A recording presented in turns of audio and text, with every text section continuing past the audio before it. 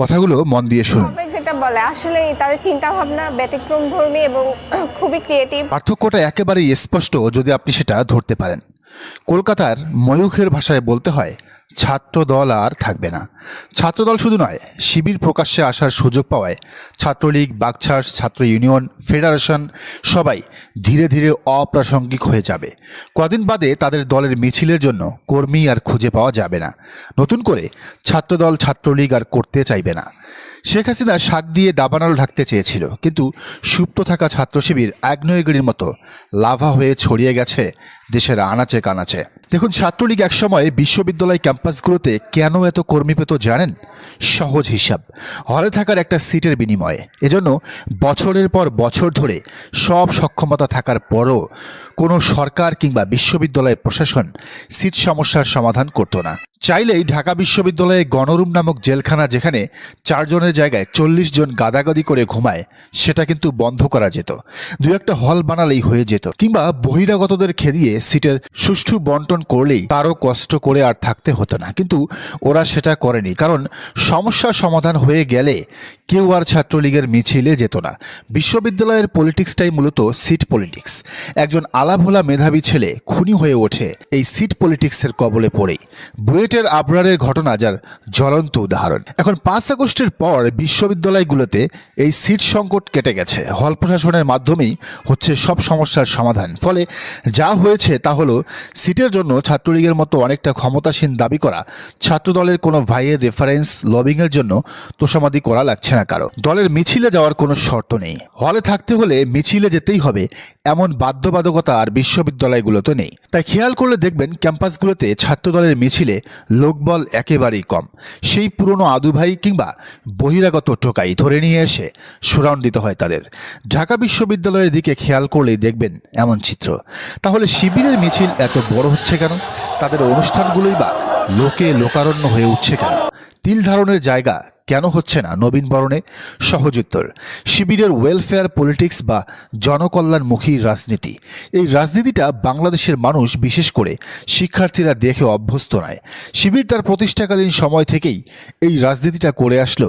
গেল 17 বছর তা মিডিয়ায় আসেনি, মূলধারার গণমাধ্যমে প্রকাশ পায়নি। ফলে শিবিরকে কেবল রক কাটা সংগঠন হিসেবেই জানত দলটির সাথে যুক্ত না থাকা দেশের বেশিরভাগ ছাত্রছাত্রীরা। তো 5 আগস্টের পর যখন একের পর এক ওয়েলফেয়ার পলিটিক্সগুলোর সামনে আসতে থাকলো, তখন শিবির হয়ে উঠল অপ্রতিরোধ্য ব্র্যান্ড। শিবিরের মাধ্যমেই হলের মেয়েরা জানলো, পলিটিক্স মানে শুধু মারামারি, মিছিল, মিটিং, মূল দলের তাবেদারি নয়। পলিটিক্স মানে হলে হলে পানির filter, sanitary napkin, first aid box, free health check up, এমন নানামুখী ভালো কাজ। শেহরিন আমিন, মোনামিদের মতো মডার্ন শহুরে নারীরা এতদিন শিবিরকে ভয়ঙ্কর হিসেবে জানলেও পরে দেখলো তার সবচেয়ে ভালো ছাত্রটা শিবিরের ঢাকা বিশ্ববিদ্যালয় শাখার সেক্রেটারি জেনারেল। তখন তারা বলতে বাধ্য হচ্ছে, শিবিরের চেয়ে ভালো সংগঠন আর হতে পারে না। জি, ডাকসুর এজিএস মহিউদ্দিন খানের কথাই বলছি। ক্যাম্পাসের মেয়েরা তুলনা করলো ছাত্রদলের সাহসচন্দ্র রায়ের সাথে ছাত্র শিবিরের সাদিক কায়েমকে।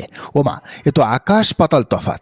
একজন শিক্ষকের সাথে টেবিল চাপড়ে কথা বলে, আর আরেকজন হাত পেছনে রেখে মাথা নিচু করে সম্মান জানায়। ফলে ডাকসুতে দেখা গেল শিবিরের জয় জয়কার। শিবিরের অনুষ্ঠানগুলোর সবচেয়ে গুরুত্বপূর্ণ বিষয় হলো তাদের রুচিবোধ। তারা এক নবীন বরণের আয়োজন করে ঢাকা বিশ্ববিদ্যালয়, রাজশাহী বিশ্ববিদ্যালয়, জগন্নাথ বিশ্ববিদ্যালয়কে রীতিমতো বিয়ে বাড়ি বানিয়ে ফেলেছে। ক্যাম্পাস হয়ে গেছে ঝকঝকে পরিষ্কার। তাছাড়া এক একজন নবীনকে তারা 8 থেকে 10টা পর্যন্ত আইটেমের গিফটের ব্যাগ দিচ্ছে, কেরিয়ার গাইডলাইন দিচ্ছে। বিশ্ববিদ্যালয়ে কোথায় কি সুবিধা পাওয়া যায়, কিভাবে সবকিছু আদায় করে নিতে হয়, সে অধিকার সম্পর্কে প্রথম বর্ষের শিক্ষার্থীদের সচেতন করছে, কেরিয়ার গাইডলাইন দিচ্ছে। এমনকি ফার্স্ট ইয়ার থেকেই কি করে বিশ্ববিদ্যালয়ের দোকানগুলোতে পার্ট টাইম জব করে নিজের পড়াশোনার খরচ নিজে চালাতে হয়, সে ব্যবস্থা করছে ইসলামী ছাত্র শিবির। এবার আপনি বলেন, আপনি আপনার সন্তান ভাই বোনদের শিবির করার জন্য উৎসাহ দিবেন, নাকি তারেক রহমানের বুকের বল জাতীয়তাবাদী ছাত্রবল করাবেন? আপনি না বললেও অবচেতন মনে তারা ঘুরে ফিরে শিবিরের তাঁবুর নিচেই ছায়া খুঁজবে। কারণ তারা যা চোখ দিয়ে দেখছে তা তাদের পার্থক্য করাতে শেখাচ্ছে কে ভালো আর কে খারাপ। ছাত্রলীগ ছাত্রদলে যখন হাসিনা তারেকের নামে স্লোগান দিয়ে মুখে ফেনা তুলতে হয়, তখন শিবিরে পাওয়া যায় ভবিষ্যৎ কেরিয়ার গড়ার জন্য নিজেকে প্রস্তুত করার সব ধরনের লজিস্টিক্স সাপোর্ট। অন্য দলে সিট দখলের রাজনীতি করতে গিয়ে যখন মারামারি কাটাকাটি করে হসপিটালের বাপের টাকায় চিকিৎসা নিতে হয়, তখন শিবির বিনামূল্যে ইবনে সিনা হসপিটালে ক্যাম্পাসের শিক্ষার্থীদের জন্য সব ধরনের টেস্টে দিয়েছে 50% ছাড়। তো ক্যাম্পাসের মেধাবীরা কেন শিবির ছেড়ে অন্য দলে যাবে, দরকারটা কি ভাই? এখন সমস্যা হলো শিবিরের এই পলিটিক্সটা অন্য সবার জন্য ঝুঁকির কারণ হয়ে দাঁড়িয়েছে। এর মধ্যে ছাত্রদল, বাকশাস, বাম ছাত্র সংগঠনগুলো মিলে শিবির ব্যাশিংয়ে নেমেছে। শিবিরের স্রোত থামাতে তাদের মহাঐক্য।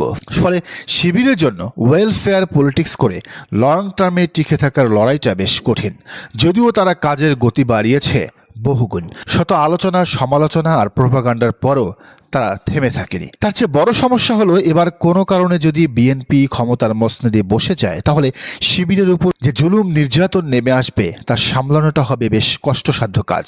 ছাত্রদল 1991 থেকে 96 আর 2001 থেকে 2006 অবধি জোটে থাকার পরও শিবিরের অসংখ্য নেতাকর্মীকে শহীদ করেছে। এখন এই সরকারি দল বিরোধী দলের হিসাব নিকাশ যদি চলে আসে, তাহলে বিষয়টা কোথায় কত দূরে গড়াবে তা অনিশ্চিত।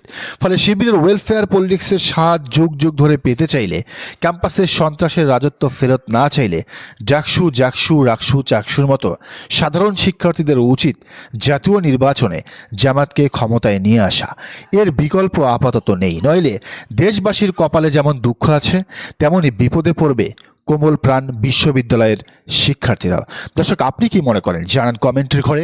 আর এই চ্যানেলে নতুন হলে অবশ্যই সাবস্ক্রাইব করে বেল আইকনটি বাজিয়ে রাখুন।